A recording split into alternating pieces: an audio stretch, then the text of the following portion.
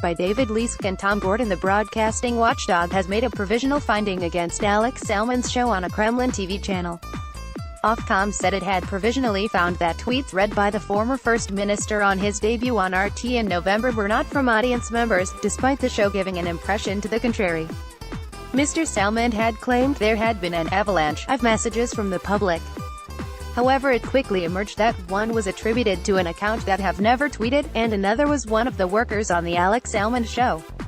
Ofcom revealed the provisional finding as it announced it had launched 7 investigations into the accuracy of information on RT, whose staff are referred to as information soldiers by their employers.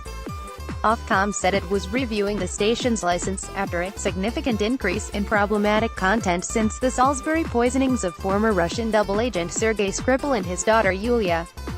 Read more. David Leask on Syria's information war. The regulator said it believed RT's parent company, TV Novosti, had been broadly compliant until recently.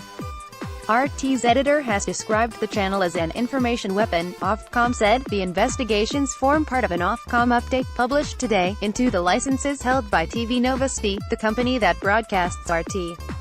Until recently, TV Novosti's overall compliance record has not been materially out of line with other broadcasters. However, since the events in Salisbury, we have observed a significant increase in the number of programs on the RT service that warrant investigation as potential breaches of the Ofcom broadcasting code. We will announce the outcome of these investigations as soon as possible. In relation to our fit and proper duty, we will consider all relevant new evidence, including the outcome of these investigations and the future conduct of the licensee. It added, there were no breaches in 2017. However, we have now opened a number of investigations. One of these relates to audience tweets in the Alex Salmond show, which we have provisionally found were not from audience members. The watchdog launched an inquiry into Mr. Salmond's show in December. Ofcom said it was probing whether the November 16th broadcast breached guidelines on accuracy and materially misled viewers. After a complaint, Ofcom is now investigating whether the show breached Rule 2.2 of its broadcasting code, which says, factual programs or items or portrayals of factual matters must not materially mislead the audience. The Alex Salmond show is made by Slant Media Limited, a company set up by Mr. Salmond and his fellow former SNP MP Tasmin Ahmed Sheikh. Mr. Salmond has previously said he has complete editorial control over its content. He has also defended his decision to host a show on RT, which is registered in the U.S. as an arm of the Russian government, by saying it is regulated by Ofcom. Ofcom can apply a range of sanctions if it considers there has been a breach of the code, including warnings and fines, and, in the most extreme cases, taking channels off air.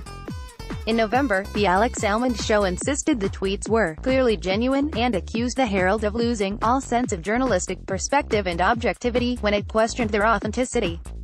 However, Slant Media now says the tweets were not from the public. A spokesperson said, Ofcom are still in the process of investigating a single complaint about viewers' tweets in the very first edition of the Alex Salmond show from last November.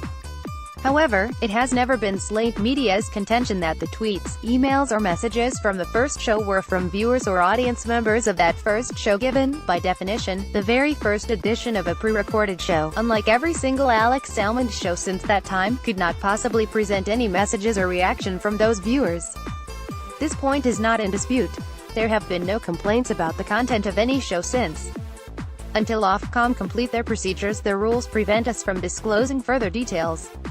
Last week the press watchdog, Ipso, rejected a complaint from Mr. Salmond that the Herald has inaccurately reported the controversy over his debut show, when it referred to the program being caught in a fake news row. RT in the last 24 hours announced Russia had irrefutable proof that the chemical weapons attacks on April 7 of this year were staged. It has also suggested that the UK staged the Salisbury attacks. Read more. David Leask on Syria's information war. Several politicians have called for RT to be banned in recent weeks. NATO and Western allies regard the channel as part of a disinformation campaign by the current Kremlin government, the SNP, which takes a hardline on Russian propaganda and has warned its leader, Nicola Sturgeon, has been attacked online by Kremlin trolls masquerading as cybernetics, has been boycotting the channel. Read more. SNP renews attacks on TV channel hosting its sex leader. However, the party has previously warned that an outright ban could give Russia a pretext to crack down on the BBC's Russian service, a key provider of reliable information across the former Soviet Union. Mr. Salmond, meanwhile, has stuck firmly to the view that RT is not propaganda. He has said, "I hold no brief from the Kremlin, nor am I required to have. No one has tried to influence the contents of this show in any way, shape or form whatsoever." His recent pronouncements on Salisbury and the chemical attacks in Syria have coincided those of pro-Putin outlets, but also with other Western skeptics about the events. Speaking in a video message for the Herald sister paper, The National, he said, "We don't know for certain which chemical weapons were used in Douma last week and certainly not by whom. Assad, jihadis and Daesh have all used them in the Syrian civil war. They all have form in the grisly book of war crimes. The Syrian government certainly has the means, but the motivation could lie elsewhere." 2 weeks ago, Assad was winning the civil war hands down and the President of the USA was publicly declaring his intention to withdraw from the theater. Now Assad's conduct is under fresh international scrutiny and the Yanks are not just coming but they are staying, Labour MSP James Kelly said. "This is humiliating for Alex Salmond. As it turns out his tweets were as made up as his white paper. Alex Salmond is no longer even a useful idiot for the Kremlin. Nicola Sturgeon must be desperate for him to stay out of the headlines for a change." Lib Dem MSP Alex Cole Hamilton said there should be a swift investigation by Ofcom into RT. He said, "RT's coverage of the Skripal poisoning, as with so many other issues, has been a campaign of disinformation and muddying the water, so I look forward to a swift investigation from Ofcom. It's disappointing that a former First Minister would unapologetically associate with Putin's propagandists for so long.